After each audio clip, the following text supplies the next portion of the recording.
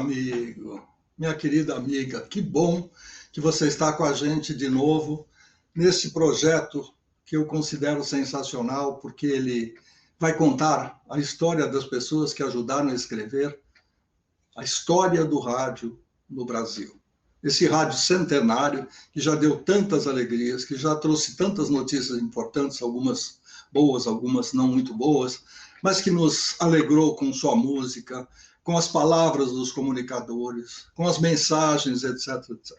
Na série Vozes do Brasil, hoje você vai conhecer a vida profissional de mais um dono de voz. Bonita, leve, eu chamaria de soft, porque não é nenhuma voz super grave, não é aquela metálica, é uma voz que aconchega, e a gente vai descobrir algumas coisas a respeito da vida deste profissional. Vamos iniciar a ponte aérea São Paulo-Goiás e chamar Everson Cândido. Olá, tudo bem? Como está você, Everson? Quanto Tudo tempo bom. que a gente não se encontra? Esperando a sua visita aqui em casa novamente. Teu Voltarei, prazer, a sua sempre que companhia. possível. Sempre que possível, eu gosto muito de vocês, eu gosto muito da sua família, você sabe disso. Criamos uma amizade muito forte, muito grande, Próxima. independente do trabalho profissional, mas eu também gosto de ir a Goiânia e respirar um ar diferente, comer uma goiabada feita pela patroa, com goiabinhas plantadas aí no quintal, e assim vai. Sim. Mas o nosso negócio hoje é falar do locutor, do comunicador, do apresentador Everson Cândido. Onde nasceu? Eu acredito que começou e voltou agora para o mesmo lugar. Mas, de qualquer maneira, é bom que você diga onde você começou a sua carreira e quando pequenininho, na escola, no culto, na igreja, na missa, você já falava? Alguém dizia, esse menino vai entrar por esse caminho? Vamos lá. Vamos lá. Bom, primeiro é uma honra participar desse projeto. Parabéns pela ideia e pela disponibilidade, né, de deixar isso registrado. Acompanho sempre, é muito bacana. Bom, eu nasci em São Paulo, em São Paulo capital, aliás, eu nasci no Hospital São Paulo, então é São Paulo, São Paulo, São Paulo. Vim para Goiânia com a minha família visitar uma tia em 1977. Meu pai gostou demais da cidade e já estava meio cansado da cidade grande e resolveu trazer a família para cá. E aí, depois de uns anos, eu não me adaptei muito bem ao ritmo da cidade, paulistano, né, acostumado com a correria, aquela coisa toda. Eu achei a cidade muito lenta. E adolescente, voltei, morei um pouco com a minha avó, foi quando eu comecei a ter o contato do rádio. Na verdade, eu comecei com o PX. PX é aquele rádio amador, um tipo de rádio amador onde você se comunica, você tem um radinho, você se comunica com amigos, aquela coisa toda. E a partir desse momento que eu comecei a mexer com rádio amadorismo, eu procurei trabalhar com isso, me envolver mais. Então, trabalhei na Corface, que era uma entidade que representava os PX, né, os radioamadores, e depois fui contratado pela Rádio Bandeirantes, que na época tinha um departamento de radioamador. A Rádio Bandeirantes, além do rádio, da televisão, FM, AM, coisa e tal, tinha também um departamento de radioamador para atender ocorrências. Então a gente ficava de plantão e os radioamadores nos carros, principalmente, nos passavam ocorrências de acidentes de trânsito, sei lá, princípio de incêndios, e a gente é que entrava em contato com as autoridades para poder passar essas ocorrências. Era um serviço de utilidade pública da Bandeirantes. E eu fiz muito tempo durante as madrugadas, eu entrava meia-noite e saía às 6.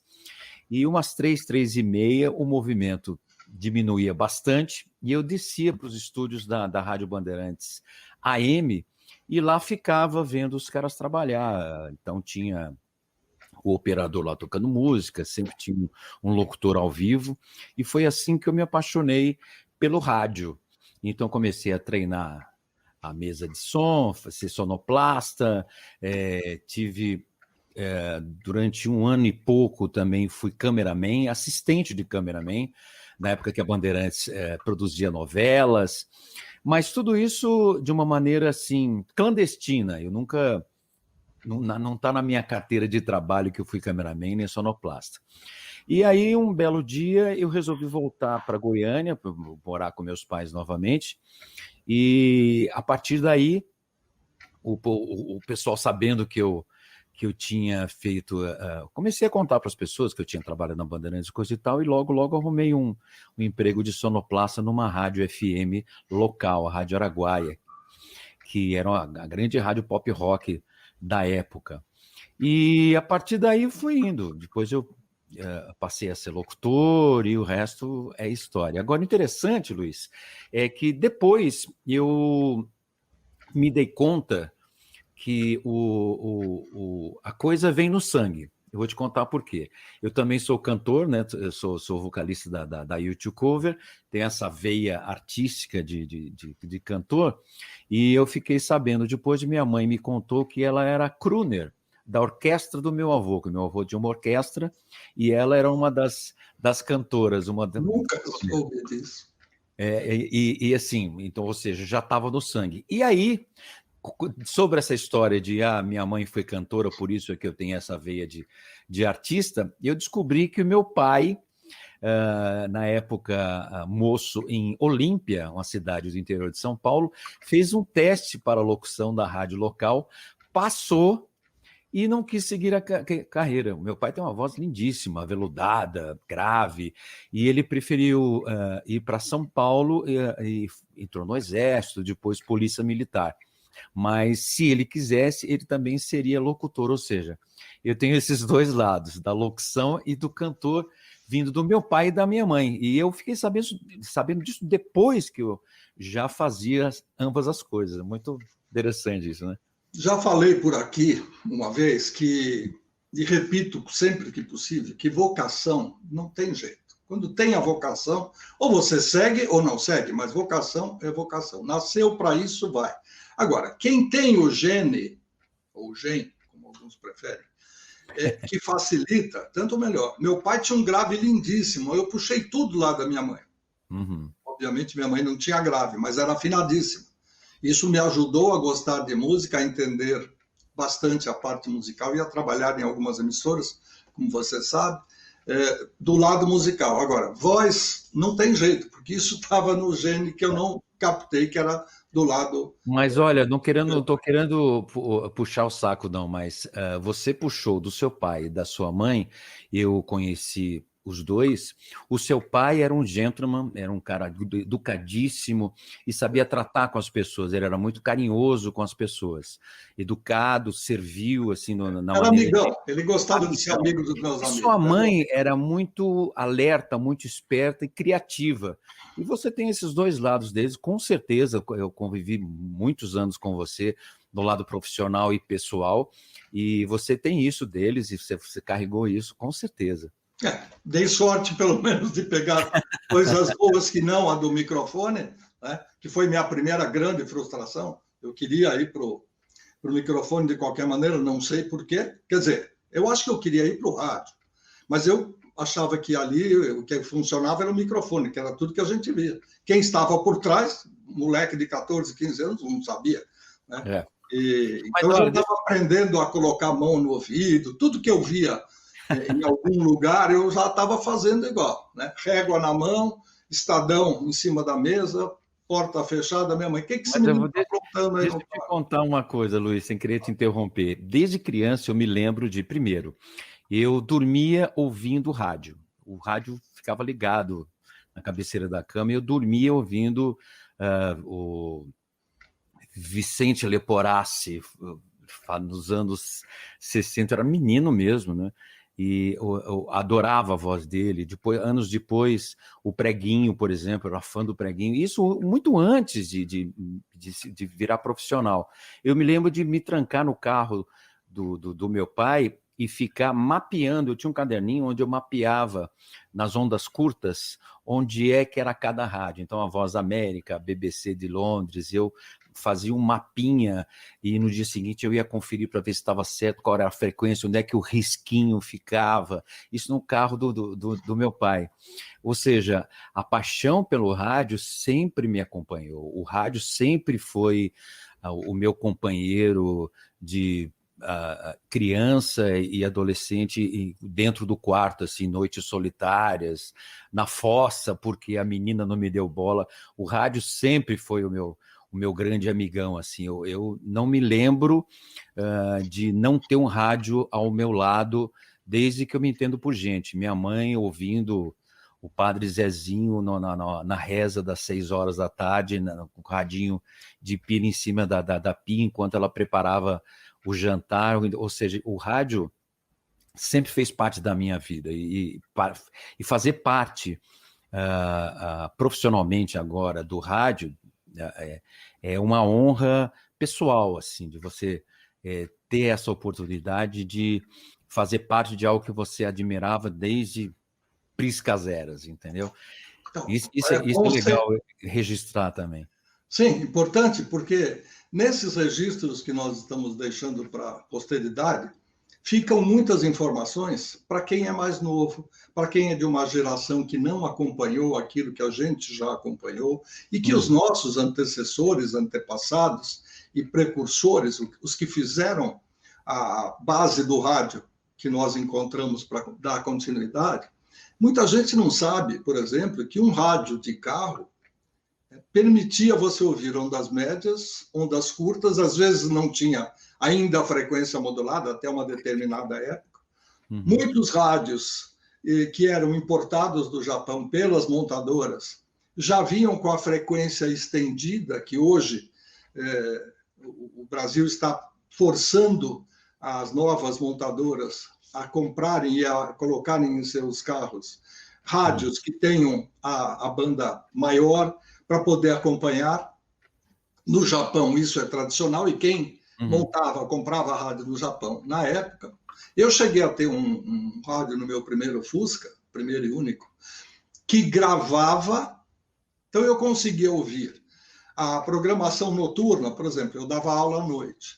Então, como eu não podia ver o telejornal, eu ouvia na banda estendida o telejornal. E se eu quisesse, era só apertar o play rec e gravar em fita cassete aquele noticiário. Eu ainda devo ter nos meus guardados algumas dessas coisas. Aí a coisa foi evoluindo, hoje você tem a AM e FM, vai passar a ter o FM com a banda estendida, e daqui a pouco acabou o AM também. Agora eu quero fazer uma outra pergunta. Vamos lá. Você citou en passant que gostava de música, que você já tinha uma certa queda, e que você, depois nós vamos falar desse lado. Primeiro vamos esgotar, se possível, a parte de locução. Você disse que gostava de música agitada, então você era um roqueiro. Você se carimbaria como tal?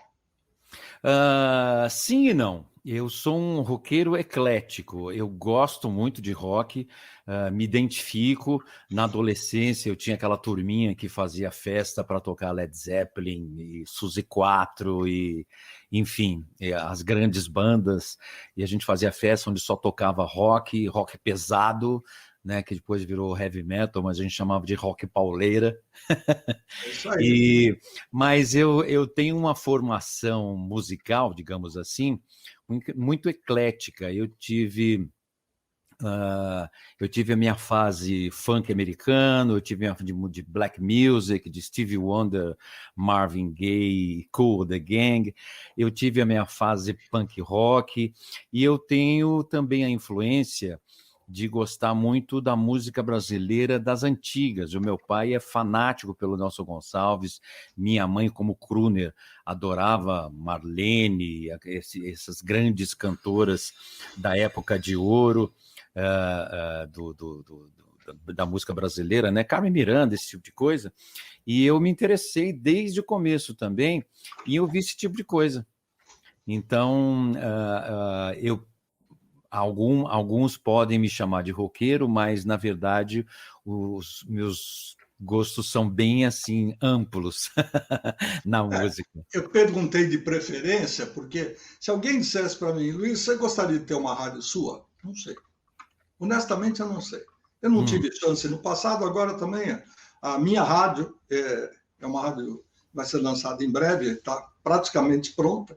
Chama-se a Rádio do Rádio, que conta a história do rádio em áudio e que só pode ser uma rádio web, porque nenhuma emissora de rádio iria aceitar contar a história das outras rádios. A menos que fosse uma programação governamental, que fosse bem ampla, bem aberta, numa rádio que não tem patrão especificamente, né, e que permite contar a história do rádio nesses 100 anos de vida aqui no Brasil, e, quiçá, do lado de fora também, porque a gente sempre tocou música de outros países, músicas lindíssimas que fizeram, embalaram a vida da gente, mas esse também não é o caso. Eu tenho preferência por algum tipo de música, dependendo do meu estado emocional e tal, mas eu prefiro, quando eu vou para a rua, ouvir noticiário, para saber o que é que está acontecendo e não perder o bonde da história. Quando eu perguntei se você era roqueiro ou não, era para saber, porque você não montou nenhum conjunto diferente, a não ser um conjunto como o U2. Então, que uma banda cover. Sim, mas de qualquer maneira, só para ter uma ideia, né? Porque, claro, que a formação dos músicos originais, não só do U2, como do Emerson Lake and Palmer, da Suzy 4, que você se lembrou muito bem, eu tive o prazer de colocar filmes da Suzy 4 lá em 73, 74, no TV2 Pop Show da TV Cultura. Enfim, essas pessoas têm formação até clássica.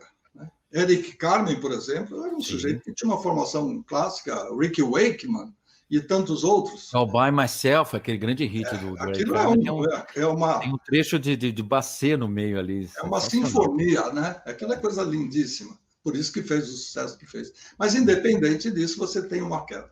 Vou guardar esse asterisco, porque daqui a pouco nós vamos voltar a falar do assunto. Aí, deixa eu aproveitar, Luiz. Não, deixa eu perguntar só uma coisa, senão eu perco 2 vezes o bonde. Eu perdi uma, a segunda eu não posso. Eu quero fazer propaganda na minha web rádio. Quando você falou que trabalhou como PX, que é algo que eu não sabia, eu sabia da existência, o que hoje é o ouvinte e repórter, a Bandeirantes, a Jovem Pan e outras emissoras mantinham um sistema ali do lado, que nem sempre ia para o ar, mas captava notícias, né? Como tinha uma escuta e etc, etc. A minha pergunta é simples, isso aí já era no Morumbi, né? Na Radiante 13, não era ainda lá na Paula Souza, porque aquilo é muito antigo. Então, tá bom, resolvido esse problema, agora o tempo é todo seu. Não, eu só queria fazer uma propaganda de 2 web rádios que eu tenho. Você estava falando sobre gosto musical, e as 2 rádios são assim, as minhas rádios, então eu toco o que eu quero. Então, a REC, de gravar rs.rocks, é o endereço de uma, que é a REC, Rock Eclético e Clássico, que na verdade é mentira, porque REC significa Rádio Everson Cândido, e a Flash REC, que só toca músicas dos anos 70, baseada principalmente na programação de uma rádio que eu adorava ouvir, que era a Difusora, uma difusora de São Paulo que tocava músicas maravilhosas, que era concorrente da Excelsior. Então é baseado nesse momento muito gostoso da história do rádio musical de São Paulo. Então vamos repetir para ficar bem fácil de acompanhar. REC, Rádio Everson Cândido. É rec.rocks, ROCKS. O rock é e a outra, isso. E a outra, o endereço da outra é radioflashrec.com. Não é flash rock. Exatamente, é um trocadilho. Exatamente. Tá radioflashrec.com. Captei. Bom, voltamos a conversar com o rapaz que já tinha saído de São Paulo, da Bandeirantes, tinha feito algumas coisas que ele chamou de clandestinas, mas é aprendizado, né? Naquele tempo acho que não tinha nem a figura do estagiário, então o cara fala, quebra o galho aqui, segura para mim, vem de Cabo Menos, quantos cameramans não existe, com um E, o plural, quantos cameramen fizeram a sua carreira a partir do momento que alguém pediu, segura o cabo aí, o cara falou, pô, meu, que é isso? E ficava enrolando lá o cabo em 8 para ficar guardadinho, ou saía atrás do câmera, dentro de um percurso X, dentro do estúdio, obviamente. Tal. A televisão não te atraiu por nada? Então, na época, como eu estava contando, a Bandeirantes gravava novelas, tinha a Bruna Lombardi, aquela novela do vampiro. Você lembra, Luiz? Sim, estive lá dentro do estúdio. Então, isso aí deve ser 1969. não, é 67. 70 eu tinha, na Copa de 70 eu tinha 10 anos de idade, foi bem depois. 79, 80, alguma coisa assim. A única coisa em que isso é possível que eu tenho algumas lembranças.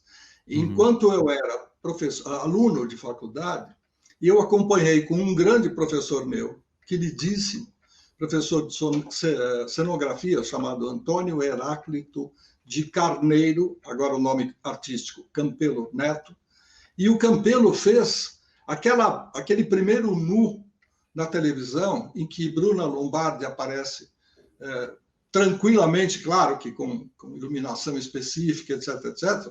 Eu estava no estúdio, juntamente com o Campelo, vendo, mas como aluno, né? Não podia nem ir muito longe, a iluminação, a cenografia, etc, etc. Olha só. Depois eu voltei como professor a levar alguns alunos meus para fazer, não estágio, mas visitas. Então, o jogo de idade ou de tempo aí, na minha memória, está baseado nesse tipo de coisa. Porque eu entrei na faculdade em 67 e me formei em 70. Então, tudo o que aconteceu quando eu fui visitar com os meus professores foi nesse período. Depois aconteceu o resto. Mas seguindo, desculpe a interrupção. Então, e aí eu trabalhava como PX e conheci o pessoal da televisão e tinha o Garcia, que já foi para o andar de cima, que era um dos cameramen. Ele fazia parte da novela, aquela da Bruna Lombardi, e depois aquele programa de culinária com a Ofélia. E aí eu acompanhava, ficava ali do lado, eu era meio que o cabo man dele, e ele falou, pega aí, te mostra aqui, ó, aqui é o zoom, aqui aproxima, aqui afasta, você destrava aqui para você poder mexer a câmera, e era aquela câmera enorme, não era que você levava no ombro, né? Aquela que tinha aquele tripé com a rodinha. E algumas cenas dessa novela fui eu que gravei, fui eu que operei a câmera, inclusive programas da Ofélia. Ele ficava ali do lado só olhando, e eu, lógico que eu queria aprender, né? Mas chegou um momento que eu resolvi voltar para Goiânia, por motivos pessoais, por causa da família, aquela coisa toda, saudade do papai e da mamãe. E chegando aqui em Goiânia, não tinha esse tipo de coisa. Então eu fui para o rádio. Mas eu acho que se eu tivesse continuado, eu estaria na televisão fazendo alguma coisa, com certeza, que eu realmente não tive a oportunidade. Bom, é isso. Ok. São momentos, né? Eu, ao contrário de tudo que me carimba hoje como um cara de FM, eu comecei em televisão, tive lá meu período de cruz, como a gente dizia, né? A gente tinha que carregar uma cruz que era fazer um programa de ensino. A TV Cultura tinha o tal curso de madureza e línguas e tudo mais.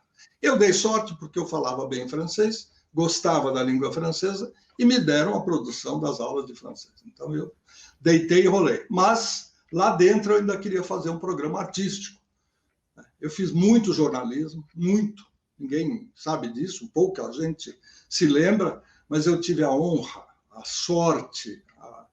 Olha, eu vou te contar, viu? Isso aí eu preciso gravar um dia um programa inteiro para contar, para falar de um esquecidíssimo, mas muito querido profissional, chamado João Walter Sampaio Smolka, artisticamente Walter Sampaio. Criou vários telejornais, foi o cara que colocou 2 casais, 2 homens e 2 mulheres, na TV Excelsior e mudou a cara do jornalismo. Ele tinha uma maneira de ver a Pandora, e a Pandora está reclamando, está lá um... Não, essa é a Cissa. Bom, aí chegou um momento em que eu quis fazer alguma coisa do lado artístico, que estava aqui, a veia estava apertando aqui de tanto que ela estava inchada de querer fazer algo, e aí surgiu a ideia do TV2 Pop Show. Daí eu fui para... Já contei isso outras vezes, mas quem não viu o programa fica sabendo agora. TV2 Pop Show é histórico, eu acho que pegou uma geração de garotos e garotas que não tinha informação nenhuma, não tinha nada parecido na televisão. Eu era fã, inclusive uma das minhas grandes alegrias é ter trabalhado com o cara que criou esse programa. É sensacional. E assim... Do nada. Não, é assim, uma coisa que é legal as pessoas saberem assim, colocar isso historicamente, não existia videoclipe, gente. Não existia assim, o fulano tá lançando música nova, então manda aí, fala para a gravadora mandar o videoclipe para a gente exibir. Não tinha isso. Então, eu imagino que o Luiz Fernando pode contar isso melhor, mas assim, inventava-se, tipo, uma apresentação num programa de televisão na Holanda, ou então o artista filmava, era em filme, um trecho de show, ou ele gravava no quintal da casa, no jardim da casa dele, e isso acaba virando, que a gente vê hoje como videoclipe, eram filmes promocionais. Então, esse videoclipe do Bohemian Rhapsody do Queen foi gravado no backstage antes de um show do Queen, não existia essa produção que existe hoje. Então, para se encontrar a imagem do artista cantando aquele hit, aquele sucesso do rádio, era uma coisa muito difícil, muito difícil. E esse programa que o Luiz Fernando está dizendo, nos proporcionava isso, você via as pessoas cantando. Então, foi a primeira vez que eu vi Suzy 4, foi a primeira vez que eu vi o Elton John cantando, foi a primeira vez que eu vi, nossa, vários artistas que a gente gostava e tocava no rádio na época, você assistia no TV2 Pop Show, que era uma coisa fantástica, não era assim. Hoje parece fácil, era um programa de videoclipe, beleza, normal. Gente, não era normal. O acesso à informação era muito difícil. Não é, Luiz? O acesso, trazer o vinil lá de fora era uma logística. Você tinha que conhecer alguém que fosse comissário de bordo e que pudesse descer em Nova York para trazer o novo single do Barry White. Era né? Era uma dificuldade muito grande, né, Luiz? Eu não vou usar o seu tempo, porque esse programa é com você, mas eu só vou dizer o seguinte. Olhem aí embaixo aí da tela, vai aparecer o meu nome. É meio complicado o sobrenome, mas é o que temos. Se você entrar no YouTube e escrever esse nome que está aí, Luiz Fernando Malhoca, nesse canal do YouTube, você vai ver um programa que conta a história do TV2 Pop Show, como outras histórias, etc. Então, não vou gastar o tempo do Everson, vou só continuar a falar. É bom que a gente toque nesses assuntos, porque isso é uma faixa do tempo que a gente tem que marcar, né? É um temporizador da nossa história, mas também não dá para a gente se aprofundar, porque senão rouba espaço e nós estamos com meia hora de programa e tem muita coisa para contar. Everson, quando você foi ou pedir emprego ou foi convidado a trabalhar em alguma rádio, especificamente, depois da época do PX, depois de ter feito câmera, Cabo Man, etc, etc. Isso foi em São Paulo, como onde... Já foi em Goiânia. Eu cheguei em Goiânia, comentei com os amigos que tinha trabalhado clandestinamente, como você destacou, em rádios e televisão, e fui visitar um amigo meu que estava fazendo produção da Rádio Araguaia. E aí, papo vai, papo vem, tá precisando de operador de sonoplasta, você não quer fazer um teste? E eu já tinha essa facilidade, já tinha operado a mesa de som da Bandeirantes AM, o Ferreira lá apresentando o Pulo do Gato e eu ali na mesa de curioso aprendendo a mexer nos botões e abrir microfone e fechar e colocar gente no ar pela híbrida, por telefone. De curioso mesmo. E isso me valeu muito porque no teste eu me saí muito bem, o pessoal da diretoria da Rádio Araguaia gostou e eu comecei a fazer sonoplastia. Nessas férias, eu fiquei 2, 3 anos fazendo isso, né? Nas férias, enquanto eu fazia isso, eu ia visitar minha avó Eu morei com a minha avó quando eu fui para São Paulo e morei sozinho. Na verdade, eu morei com a minha avó quando eu trabalhei como PX na Bandeirantes. E aí eu visitava as rádios, saía visitando, fazia visitas e curioso. Então, ia visitar a Rádio Cidade, a Jovem Pan, fazer aquela tour de gente que gosta de rádio e quer aprender mais e saber das novidades. Que ano era isso? 81, 82, começo de 83. Aí aconteceu o seguinte, teve uma inovação em São Paulo que me deixou muito fascinado. O cara que falava era o cara que operava a mesa, porque naquela época existia o cara que operava a mesa, existia o sonoplasta e o locutor. O locutor ficava do lado de lá do vidro, num outro aquário, só com o microfone. A inovação foi o tal do DJ, onde o locutor era o cara que também operava a mesa. Então, ele que colocava os cartuchos, ele que disparava o break comercial, ele que preparava a música no vinil, ele que abriu o próprio microfone. E isso, na época, foi uma grande inovação, foi uma grande novidade. E eu levei essa novidade para Goiânia. Cheguei lá para o diretor e falei, olha, em São Paulo, o sonoplasta é o cara que fala, não tem mais a figura do locutor e do sonoplasta. O locutor é o cara que opera também. Nossa, que interessante e tal. Aí, mas fulano, citando os locutores, nunca quer conseguir operar uma mesa, tal, não sei o quê. E eu morrendo de vontade de ser locutor, né? Eu falei, olha, eu posso operar a mesa e falar ao mesmo tempo? Eu pego o microfone do locutor, na época aquele vídeo não existia mais, só o buraco, eu pegava o microfone, trazia para mim, dando essa proposta para o diretor, e falaria. Eu falei, não, mas você não tem experiência nenhuma com locução, aquela coisa toda. Eu falei, não, então faça o seguinte, eu já estava acostumado com horário, já tinha trabalhado na Bandeirantes da meia-noite às 6, me põe de madrugada, que a audiência é menor, e eu vou começar só, sei lá, dando a hora certa, anunciando a primeira música. Prometo não falar muito. E assim eu treinei. Chegava 11 e pouco da noite, o locutor ia embora, o sonoplasta ia embora, eu entrava no ar, na mesa, e de vez de soltar a gravação do locutor dando a hora certa, geralmente a madrugada era assim, tudo gravado, eu pegava o microfone e trazia para mim, abria o microfone e dava a hora certa.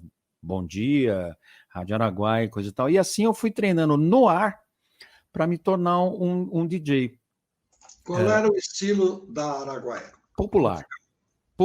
Na época, a Rádio Popular tocava Luiz, de Simone, Maria Bethânia, a Guilherme Arantes e Led Zeppelin e de Barry Manilow. Não existia essa separação, não era tão marcante assim. Então, tocava-se de tudo. Lógico que existia um certo padrão de pop rock, mas não existia a rádio. Eu diria que a rádio não era tão preconceituosa. Hoje a rádio popular só toca coisa popular e não pode tocar uma coisa mais sofisticada. E vice-versa. Você sabe muito bem, você foi coordenador da Rádio Cidade nos anos 80, a gente tocava de Simone a Legião Urbana, passando por Caetano Veloso. A música fazia sucesso, a gente tocava. E não existe, né? Roupa Nova tocou muito na Rádio Cidade e hoje é considerado brega. Esse tipo de ecletismo que eu digo do meu gosto musical é exatamente isso. Eu não tenho esse preconceito de Roupa Nova é uma banda popular. Não, é uma banda boa. Então eu ouço Roupa Nova como eu ouço Led Zeppelin. Eu admiro as duas vertentes, as duas bandas, os dois estilos. E aí, só terminando a história, porque aí você vai entender onde é que eu quero chegar. Nessa história de eu trabalhar de madrugada fazendo mesa e locução, eu fui me exercitando e fui melhorando. E chegou a notícia de que a Rádio Cidade tinha virado uma rede e que abriu uma frequência em Goiânia e que o pessoal estava fazendo o teste. E aí eu me interessei, claro que eu me interessei, né? Falei, poxa, Rádio Cidade, tudo a ver comigo. Eu já conhecia a Rádio Cidade de São Paulo, agora virando rede, e estrear em Goiânia, quero ir lá fazer esse teste. E fui. E aí conheci Carlos Townsend, o histórico, queridíssimo Carlos Townsend, que estava em Goiânia fazendo um teste com locutores. E o próprio Carlos Townsend fez teste com todos os locutores que se propuseram a fazer um teste para entrar na Rádio Cidade, e eu passei. Eu fui um dos 5 locutores 5 não, 4 locutores que foram escolhidos a dedo pelo Carlos Townsend para fazer um horário na Rádio Cidade de Goiânia. Entrei no ar, fazia das 10 às 14, cartucheiras, lançamentos exclusivos da Rede Cidade, aquele padrão todo da Rádio Cidade, aquele formato inovador, fantástico da rádio ser com locução ao vivo, que era uma coisa inovadora, de tocar lançamentos. Então a gente foi a primeira Rádio Cidade de Goiânia foi a primeira rádio no estado a tocar uma faixa do álbum Thriller, que foi o I Wanna Be Starting Something, e por aí vai. Um ano depois, eu no ar, fazendo produção, ajudando na coordenação, não sei, me deu na cabeça de garoto que eu já alcancei o que eu podia alcançar em Goiânia. E aí peguei minha mochila com a cara e a coragem, falei para o meu pai e para minha mãe, olha, eu vou voltar a morar com a minha avó lá em São Paulo, e lá fui eu para São Paulo tentar a carreira, tentar trabalhar em São Paulo, com a cara e a coragem, porque assim, a minha bagagem era um pouquinho de Rádio Araguaia e um pouquinho de Rádio Cidade, porque passei no teste do Carlos Townsend. E aí eu fui direto para a Rádio Cidade de São Paulo, e cheguei lá e falei, olha, eu sou locutor da Rádio Cidade de Goiânia e queria fazer um horário, queria ver se tem uma chance para mim aqui e tal, começo como folguista, madrugada, o que for. E levei a porta na cara. Os caras falaram, não tem lugar, e meio que me esnobaram assim, não tem lugar, não tem como, e tchau. Não teve conversa. Aí eu atravessei a Avenida Paulista e fui bater na porta da Jovem Pan, que era a grande concorrente da Rádio Cidade. E foi recebido, muito bem recebido, pelo coordenador da Rádio Jovem Pan na época, que era Luiz Fernando Malhoca, que me tratou muito bem, me deu uma maior atenção, foi muito carinhoso. Disse, olha, gostei de você, eu vou fazer um teste com você, me deu aquele papelzinho com texto de um comercial, e Lala Moreira na mesa. Isso é uma coisa marcante na minha vida. Eu falei, leia aí o texto, eu li, ele falou, não, leia mais devagar, coloque mais sorriso, eu li de novo, ele falou, gostei, você não está 100%, mas você é moldável, dá para trabalhar com você, eu estou precisando de um folguista e eu vou te contratar. E assim, a despeito de eu ter trabalhado na Rádio Cidade e ter levado um sonoro não da Rádio Cidade de São Paulo, eu acabei entrando na Jovem Pan, fazendo as folgas do Milk no fim de semana, no sábado e domingo, e foi um aprendizado maravilhoso, quer dizer, assim, eu devo tudo à pessoa que me acolheu, me recebeu de braços abertos, que é Luiz Fernando Malhoca. Então, o que eu sou hoje, pela experiência de ter trabalhado, né, ter sido locutor de uma rádio do tamanho que é da Jovem Pan, em São Paulo, de um moleque, de um menino que tinha acabado de chegar de Goiânia, sem experiência nenhuma, eu devo tudo a Luiz Fernando Malhoca. E aí, um ano depois, o pessoal da cidade, o que você está fazendo na Jovem Pan? Vocês me disseram não, eu fui procurar emprego. Não, vem trabalhar aqui com a gente. Aí as portas se abriram. Um mês depois, soubemos da notícia de que aquele coordenador que me chamou para ir trabalhar na Rádio Cidade ia voltar para o Rio e que a Rádio Cidade teria um novo coordenador. Eu falei, meu Deus do céu, espero que o cara pelo menos vá com a minha cara. E aí, não, vamos ter uma reunião com o novo coordenador da Rádio Cidade, todo mundo ali reunido, o pessoal da promoção, as secretárias, todos os locutores, produtores, os operadores, e eis que me entra Luiz Fernando Malhoca, de novo, se anunciando como novo coordenador da Rádio Cidade. Eu falei, estou em casa. Não era bem assim, mas de qualquer forma, nossa, ou seja, o orgulho que eu tenho de ter trabalhado com esse cara, que eu chamo de padrinho até hoje, é imensurável. Muito obrigado, você sabe que é recíproco, mas eu não vou me ater aos elogios, porque o tempo corre muito rápido. Tem um outro lugar aí, um outro espaço no YouTube em que eu conto um pouco de algumas histórias e da minha passagem da cidade, da Jovem Pan para a cidade, depois da cidade para a Transamérica. Tudo foi resolvido numa sexta-feira. Só para lembrar por quê, bom, ninguém falou nada que o cara ia para lá, ninguém sabia. Eu pedi demissão na sexta-feira, me comprometi com o meu chefe, meu querido amigo Tutinha, a terminar o que eu tinha começado, ou seja, sexta-feira à tarde eu me demiti. Sexta-feira à noite eu fui para o Ibirapuera fazer a transmissão do show do Roberto Carlos, e aquela época era um só. Ou era o Luiz Fernando Malhoca, ou era o Luiz Henrique Romagnoli, mas não tinha turma, equipe, não tinha nada. A equipe de externa era só nós. Você e a maletinha. Cada vez. E aí eu fiz o show do Roberto no sábado, no domingo, me despedi muito levemente para não dar... Eu tinha uma maneira de me despedir, dizendo que voltaria no próximo show e tal. Não falei nada, fiquei quieto.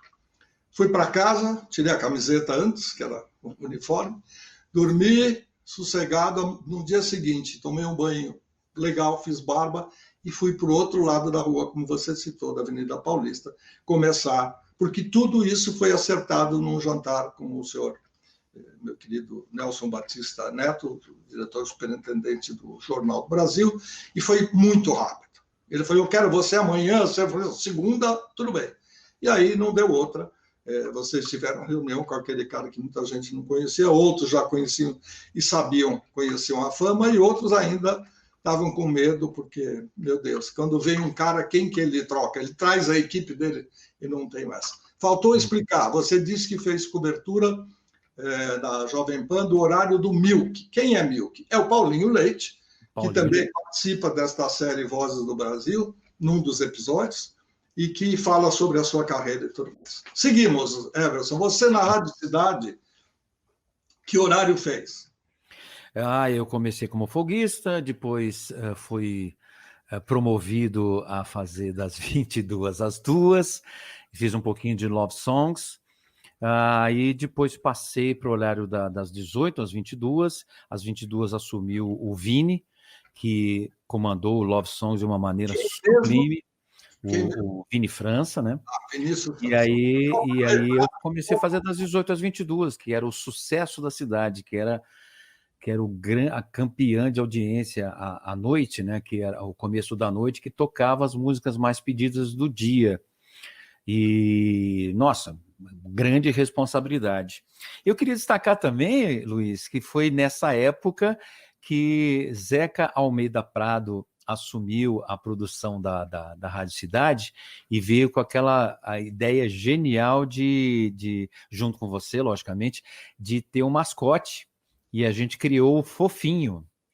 E aí eu conversava com o Fofinho, que era um personagem que a gente inventava, que era meio que um coelho, meio que um ratinho, sei lá. Ele tinha uma vozinha fofinha e era o nosso mascote, era um personagem, um animal indefinido, que fez um grande sucesso, foi uma coisa muito inovadora e que é usada até hoje, né? Algumas rádios até hoje têm o mascote, e quem fazia a voz do Fofinho era o coelho, que na verdade era um contato comercial, que não tinha ligação nenhuma com a produção da rádio, e fazia aquela voz onde ele estia o ar, a bochecha de ar, e fazia...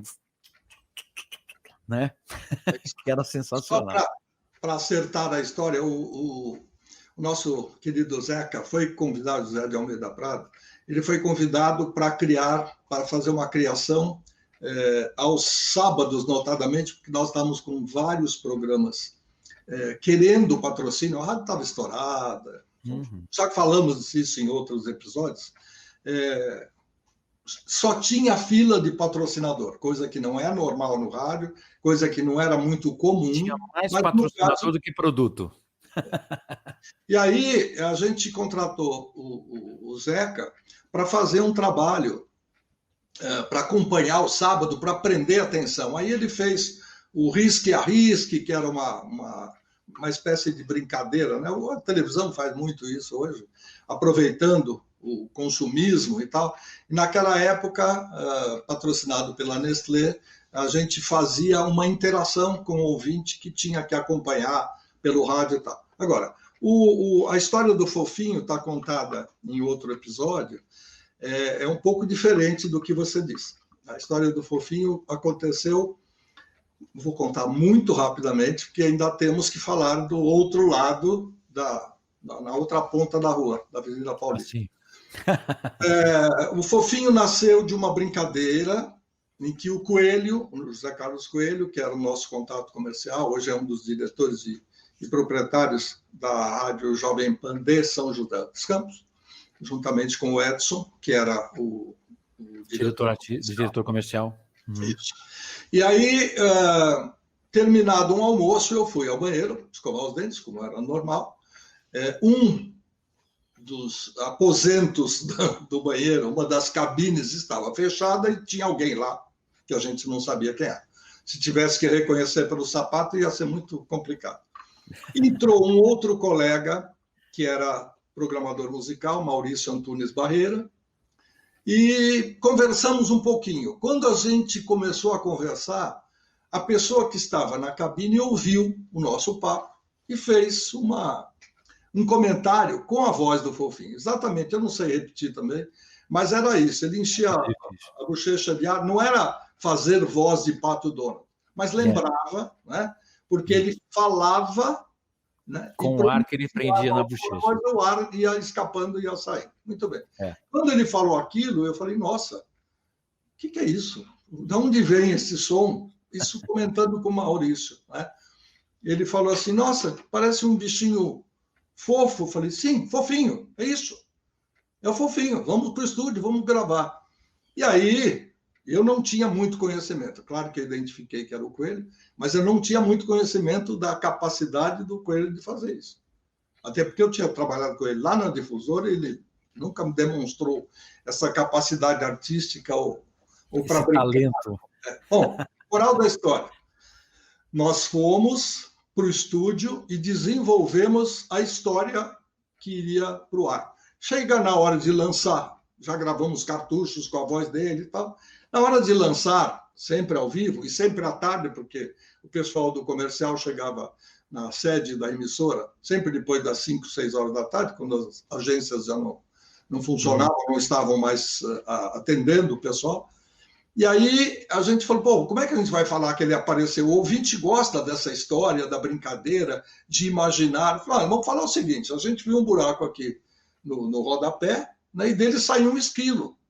Mas não tem esquilo no Brasil, não tem importância, na Rádio Cidade tem. E aí a gente fez essa pequena alegoria aí, dizendo que apareceu um bichinho muito fofinho. Esquilo é uma figura querida, né? E daí para frente foi. Em outra oportunidade, eu já mostrei o protótipo que nós tentamos viabilizar para ganhar muito dinheiro se desse certo. Mas havia um registro, fofo, fofinho, fofão e congêneres, estavam registrados pelo apresentador e criador do Fofão na televisão. Então, não dava para usar aquele nome. E aí, não dava para mudar o nome do bichinho. Então, nós chegamos a falar com a Leonela, falamos com a Tabacou, fizeram até um protótipo, daquele de você botar a mão dentro e brincar, e isso rendeu muito lá para frente, quando nós lançamos o projeto do Menudo no Brasil e outras coisas. Mas não vem ao caso, isso já é de outro lugar. Um belo dia, seu Everson, eu me lembro, é uma outra história que eu já contei, tem um outro programa que se chama Como Nasceu a 89 FM. Não vou contar de novo aqui, porque acaba tomando tempo. Já está em outro vídeo, procure na internet. Mas procure no nosso canal do YouTube. No canal, tem muito achismo lá. Tem histórias que eu nunca imaginei que as pessoas fossem tão criativas e tão capazes de inventar coisas que não existiram. Não existiram. A verdade está nesta série, são 2 programas, Como Nasceu 89. Sim. Você vai lá e assiste. Muito bem. Ouça a história pelo criador, por quem criou. Exato. Aliás, o que eu gosto muito de fazer é exatamente isso.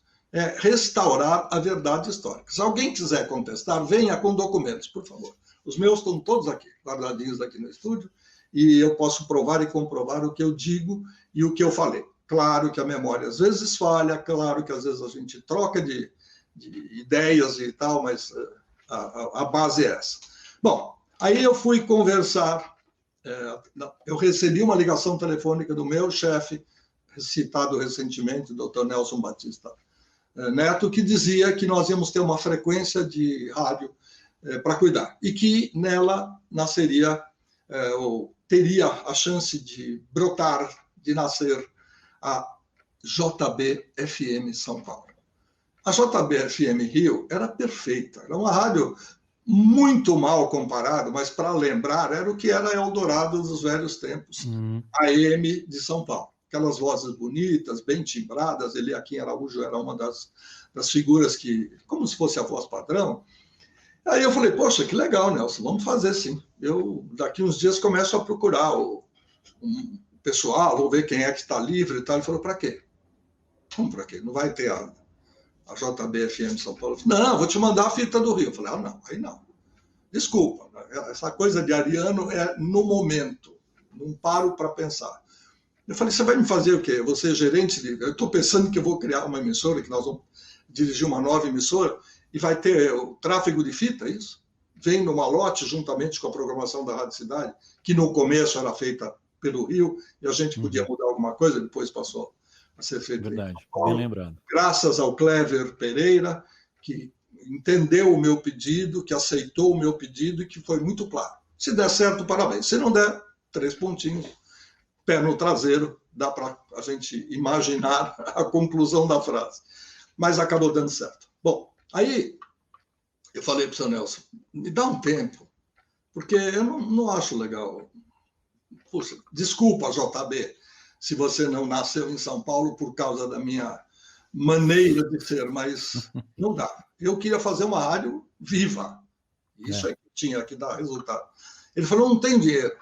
E aí o prefixo não é nosso, nós estamos recebendo isso de uma outra empresa e tal. Eu falei, me deixa falar com você na segunda, eu te passo um projeto. Eu só preciso de hoje, era quinta-feira. Hoje até o domingo eu vou para minha casa. Eu morava num sobrado, eu tinha um salão de música que eu curtia muito, muitos discos. Deixa eu pensar. E aí veio a ideia de se criar uma rádio de rock, que todo mundo conhece, que nós demos o nome de 89 FM e tal. O que eu quero saber agora, isso é só para fazer essa transição, as pessoas poderem entender. O que eu quero saber é o seguinte, como é que o senhor entrou na rádio 89 FM? Foi parar. Uma coisa? Eu lembro de uma coisa muito específica e que eu acho que te levou a me convidar. Você começou a pensar numa equipe que fizesse parte da primeira, né, o primeiro time da 89, e tinha que gostar de rock, mas também tinha que ter alguma coisa diferente, alguma coisa criativa, alguma coisa que fizesse da 89, não só aquela rádio engessada de rock and roll, rádio rock, blá, blá, né? Na verdade, era 89 a rádio do rock, depois mudou de nome. Eu me lembro que você deixou muito claro isso, que você estava convidando pessoas que não só gostassem de rock, tivessem conhecimento, conhecimento do conteúdo do que a rádio ia tocar, mas também fosse muito criativa na criatividade, no humor, na crítica, no sarcasmo, na acidez. Só uma interrupção. A expressão que eu usei é a seguinte, eu me lembro de muita coisa claramente. Eu quero roqueiros que saibam falar em rádio. Eu não quero locutores de rádio para trabalhar no 89. Eu quero roqueiros, ao princípio. Condição sine qua non. Se não conhecer rock, eu não conhecia. Aliás, até hoje conheço muito pouco. Confesso isso. Agora, para criar a emissora é diferente. Para quem é artesão, artífice da comunicação, sabe fazer qualquer tipo de rádio e aí escolhe a melhor. Mas não é isso que você queria, exatamente. Para colocar e fazer sucesso. E acertei. E aí eu me lembro de um detalhe muito importante, pelo menos para mim foi muito importante. Eu estava na sua sala, Luiz, e existia uma pilha de discos ali. Eu falei, posso ouvir o que tem aqui? Pode, fica à vontade. Tal. E tinha um toca-disco que ficava bem atrás da sua cadeira. E eu comecei a olhar os compactos e achei um compacto do Ira, que não tocava no rádio, e aí o lado A era Pobre Paulista e o lado B era Gritos da Multidão. Era um compacto simples do Ira, uma banda nova de rock. Eu ouvi, coloquei para tocar e achei genial, sensacional. O Pobre Paulista, nossa, que legal, uma banda de rock. E você ficou olhando para mim e falou, mas você gosta de rock? Então, nossa, adoro, tal. Essa banda eu não conhecia, nossa, que legal, tal, não sei o quê. E aí você ficou com isso na cabeça e quando você me convidou, você lembrou disso. Falou, olha, você é aquele cara que, embora seja locutor da Rádio Cidade, que toque Roupa Nova, Simone, Joana, você se interessou pela banda Ira, e aí você me contou a ideia e falou que além de você ser locutor e gostar de rock e se interessar, você tem conteúdo. E eu estou chamando pessoas que topem a montar uma rádio, criar uma rádio de rock, seja isso. Não simplesmente uma rádio que toque rock, mas que tenha conteúdo. E aí você me chamou para fazer parte dessa equipe e chamou outras pessoas também, né? Lógico que eu vou deixar isso para você. E a primeira equipe, o primeiro time de locutores, que na verdade os locutores eram os caras que faziam a programação, colocava o nome do programa, fazia a produção, montava, arrumava as trilhas sonoras e, inclusive, pegavam discos, vinis de casa e levavam para a rádio para tocar, porque a rádio não tinha repertório nenhum. A discoteca da 89, que era a Pool FM, era zero de rock. Eu acho que a gente achou um disco do Lou Reed só e um compacto simples do Yes. O resto a gente levava de casa para tocar, até as gravadoras poder nos levar material, aquela coisa toda. Muita coisa. A gente tinha uma verba mensal onde a gente pegava esse dinheiro e ia para as lojas comprar disco. Isso durou muito tempo. E eu lembro que as vinhetas, o nome do programa, os jogos que a gente fazia no ar, foi tudo criação dessa equipe. Então, não eram simplesmente locutores, a gente simplesmente criou do zero, de uma página em branco, tudo que passou a ser a ideia, o conceito de 89. Ou seja, humor, personagens, a trilha, os horários. De manhã vai ser só rock clássico, então vai se chamar Flash Rock, à noite vai ser Arquivo do Rock. Arquivo do Rock, eu estava pensando o nome, que nome a gente dá, e eu tenho aqueles arquivões, aqueles gavetões onde se guardava pastas, sabe? Quando chegava os malotes. Portas suspensas, armário de água. Exatamente. Aí eu olhei para aquilo e falei, Arquivo do Rock, pronto, tá dado o nome. E o programa estreou naquela noite, e foi assim, né? Só para complementar, eu senti muito, eu falei, puxa, eu tenho que sangrar na carne, eu vou ter que cortar, né? Gente da Rádio Cidade, que já tem sucesso determinado. Agora, não me passava pela cabeça, em sã consciência, eu ir para o mercado, pegar um time, fosse ele quem fosse, o composto de X pessoas, sem que os meus amigos, os meus companheiros, os meus colegas da Rádio Cidade soubessem que a gente ia fazer uma outra rádio. Então, nessa reunião foi que eu disse, quem quiser deixar é agora. Nós vamos montar uma equipe, vamos começar a pensar. O desenho da rádio está pronto e aprovado, através de 5 folhas manuscritas que eu fiz na minha casa, numa prancheta que eu sempre uso, até hoje continua comigo. Tudo que eu tenho que escrever, eu vou colocando ali, porque a memória às vezes pode falhar e uma criação, uma ideia pode ir embora e você não lembra exatamente o que é.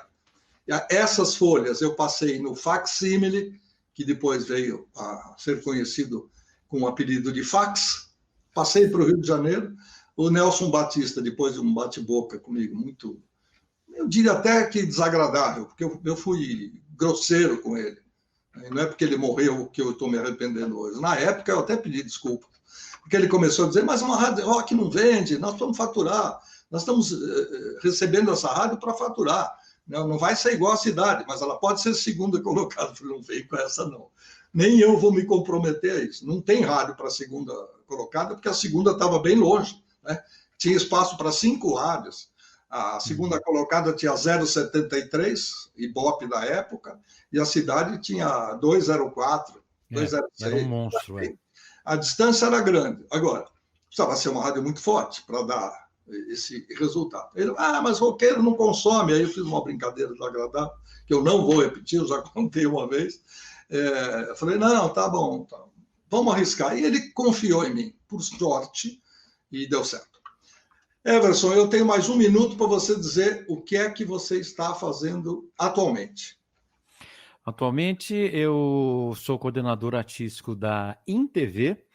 A rádio onde eu trabalho, a Rádio Interativa, tem um site, né, interativafm.net, para quem tiver curiosidade.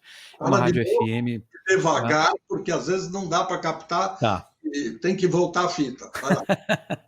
A Interativa FM é a grande rádio pop rock que há 22 anos, fez aniversário ontem, 22 anos que está no ar, e inclusive dando apoio a bandas locais e coisa e tal, mas é uma rádio essencialmente pop rock. Eu já fui coordenador 2 vezes dessa rádio, e tem um projeto novo em termos, já tem 2 anos, da InTV. É um canal de música que também faz as lives de programas de debates locais aqui, são 3, e eu sou o coordenador artístico dessa parte, fui designado para cuidar dessa parte. É uma TV, entre aspas, porque fica dentro do site, com uma programação própria, com conteúdo próprio, passa clipes das músicas que tocam na programação normal, entrevistas, aquela coisa toda. E continuo fazendo horário até hoje, não dispenso isso, faço horário à tarde, das 15 às 18 horas, onde eu sou o locutor mesmo, apresentando música, aquela coisa toda, e o horário se chama Blog In. Eu e uma garota, a Fernanda, discute e conta novidades do mundo da música, do entretenimento, sobre séries de TV, Netflix, cinema, lançamentos, adiamentos de festivais, agora com a pandemia só dá isso. E é isso, continuo trabalhando em rádio. A YouTube Cover, como banda cover, está parada já há 1 ano, por causa da pandemia. Eu já sou sexagenário, né? Tenho 61 e não abro mão da minha segurança e da minha saúde. Então, desde março de 2020 que eu estou aqui em casa trancado, fazendo tudo home office. O horário da rádio, algum programa na InTV, tudo eu faço daqui. Tudo via internet.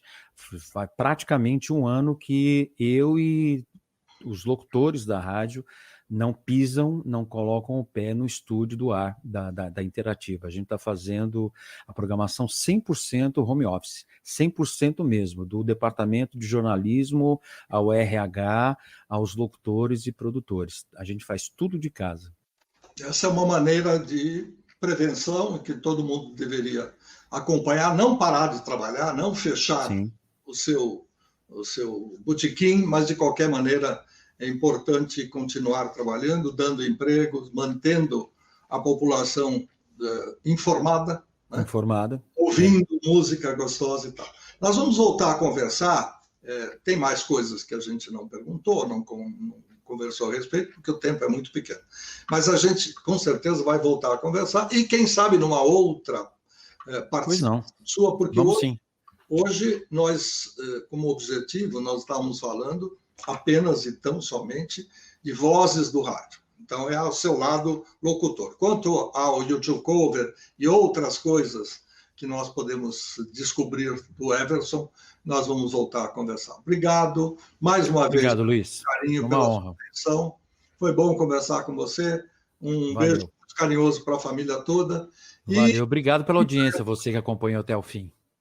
Sem dúvida alguma. E se você quiser ver e rever, é só entrar de novo no canal do Luiz Fernando Malhoca no YouTube. Everson, até breve. Um forte abraço. Valeu, obrigado. Tchau, tchau. E aqui nós terminamos mais um episódio, passamos um pouquinho do horário, mas com muito prazer, Vozes do Brasil. Nós vamos voltar a qualquer momento, semanalmente, uma apresentação, uma voz para que você conheça, reconheça ou relembre. Obrigado a todos que estiveram conosco até agora e até a próxima oportunidade.